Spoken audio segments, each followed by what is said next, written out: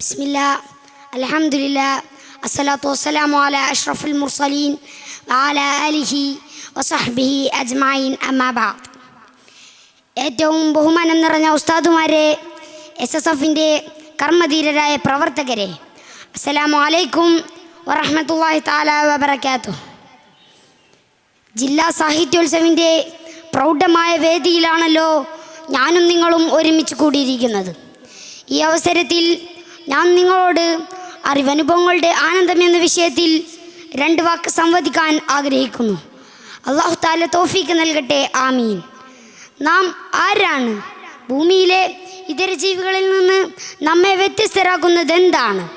അറിവും വിവേകവുമാണ് മനുഷ്യനെ മറ്റു ചേതനാചേതന വസ്തുക്കളിൽ നിന്ന് വ്യത്യസ്തരാക്കുന്നതും ജീവിത ലക്ഷ്യങ്ങളെ തേടി പിടിക്കാൻ സഹായിക്കുന്നതും.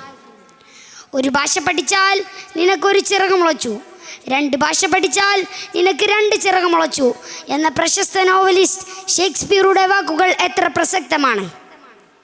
ആർട്ടിഫിഷ്യൽ ഇൻ്റലിജൻസ് നിയന്ത്രിക്കുന്ന ഈ പുതിയ കാലത്ത് അറിവ് കൊണ്ടുള്ള നേട്ടം ഞാൻ പറഞ്ഞറിയിക്കേണ്ടതില്ലല്ലോ.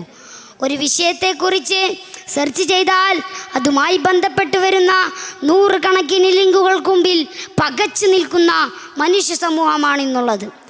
വൈജ്ഞാനികപരമായി നാം ഏറെ പുരോഗതി കൈവരിച്ചിരിക്കുന്നു. ഭാവിയിൽ വരാനിരിക്കുന്ന അസുഖങ്ങൾ പോലും മുൻകൂട്ടി കണ്ടെത്താനും അതിനുവേണ്ട മുൻകരുതലുകൾ സ്വീകരിക്കാനും മനുഷ്യർ ഉയർന്നു കഴിഞ്ഞു.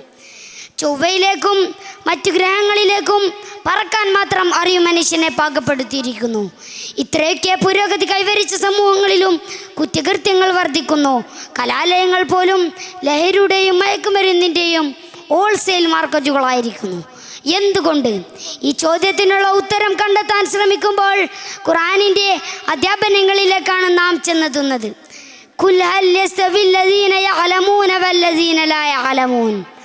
അറിവുള്ളവനും അറിവില്ലാത്തവനും സമമാണോ എന്ന ഖുർആനിൻ്റെ ചോദ്യത്തിൽ നിന്നും തന്നെ അറിവിൻ്റെ മഹത്വം നമുക്ക് വായിച്ചെടുക്കാൻ സാധിക്കും.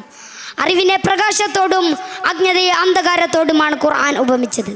അതെ, അറിവ് പ്രകാശം തന്നെയാണ്, മനുഷ്യ മനസ്സിൻ്റെ ഇരുട്ടകറ്റുന്ന പ്രകാശം.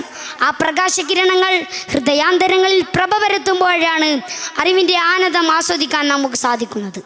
അപ്പോഴാണ് അറിവ് ലഹരിയായി മാറുന്നതും ആനന്ദകരമായ അറിവനുഭവങ്ങൾ ഉണ്ടാകുന്നതും. ജീവിതം മുഴുവൻ വിജ്ഞാന വഴിയിൽ ഒഴിഞ്ഞുവെക്കാൻ മുൻഗാമികളായ പണ്ഡിതന്മാർക്ക് പ്രചോദനമായതും അവരുടെ ഹൃദയത്തെ ഗ്രസിച്ച അറിവിൻ്റെ ലഹരി തന്നെയാണ്. എന്നാൽ ഇന്ന് വിദ്യാഭ്യാസ സ്ഥാപന സമുച്ചയങ്ങൾ കൂൺകണക്കെ മുളച്ചു പൊങ്ങുകയും ദിനം പ്രതി പുതിയ പുതിയ വിജ്ഞാന ശാഖകൾ ജന്മമെടുക്കുകയും ചെയ്യുന്നുണ്ടെങ്കിലും എന്തുകൊണ്ടാണ് ആ പ്രകാശം നമുക്കന്യമായത്? അറിവ് കച്ചവടവൽക്കരിക്കപ്പെടുകയും ചരിത്രങ്ങളും ചരിത്ര പഠനങ്ങളും വിസ്മരിക്കപ്പെടുകയും പണസമ്പാദനത്തിനുള്ള മാർഗം മാത്രമായി വിദ്യാഭ്യാസം മാറുകയും ചെയ്തപ്പോൾ ആ പ്രകാശം നമുക്കന്യമായി. മാതാപിതാക്കളെ ബഹുമാനിക്കാനും ഗുരുനാഥന്മാരെ ആദരിക്കാനും കൂട്ടുകാരെയും അയൽവാസികളെയും തിരിച്ചറിയാനുമുള്ള അറിവിൻ്റെ ബാലപാഠം പോലും പുതുതലമുറയ്ക്ക് ലഭിക്കാതെ പോയി. നാടിൻ്റെ നന്മയ്ക്ക് പ്രവർത്തിക്കേണ്ട വിദ്യാർത്ഥി സമൂഹം ലഹരിയുടെയും മയക്കുമരുന്നിൻ്റെയും ലൈംഗിക അരാജകത്വത്തിൻ്റെയും പിടിയിലമർന്നു. ഇവിടെയാണ് നാം പൊളിച്ചെഴുത്തു നടത്തേണ്ടത്. മാനവിക മൂല്യങ്ങൾക്ക് വില കൽപ്പിക്കുന്ന ഒരു സമൂഹത്തെ വാർത്തെടുക്കാൻ മൂല്യാധിഷ്ഠിത വിദ്യാഭ്യാസം കൊണ്ട് മാത്രമേ സാധിക്കുകയുള്ളൂ.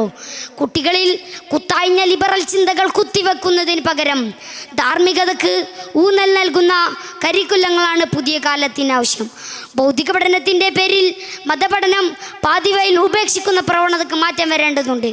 ഇതിനുള്ള ശക്തമായ ശ്രമങ്ങൾ എല്ലാ തുറകളിൽ നിന്നും ഉണ്ടായാൽ മാത്രമേ ഒരു നല്ല സമൂഹത്തിൻ്റെ സൃഷ്ടിപ്പ് സാധ്യമാവുകയുള്ളൂ എന്ന് മാത്രം ഉണർത്തി എൻ്റെ കൊച്ചു വിചാരങ്ങൾക്ക് ഇവിടെ അൽഹംദുലില്ലാഹി റബ്ബിൽ ആലമീൻ. അസ്സലാമു അലൈക്കും വറഹ്മത്തുള്ളാഹി തആല വബറകാതുഹു.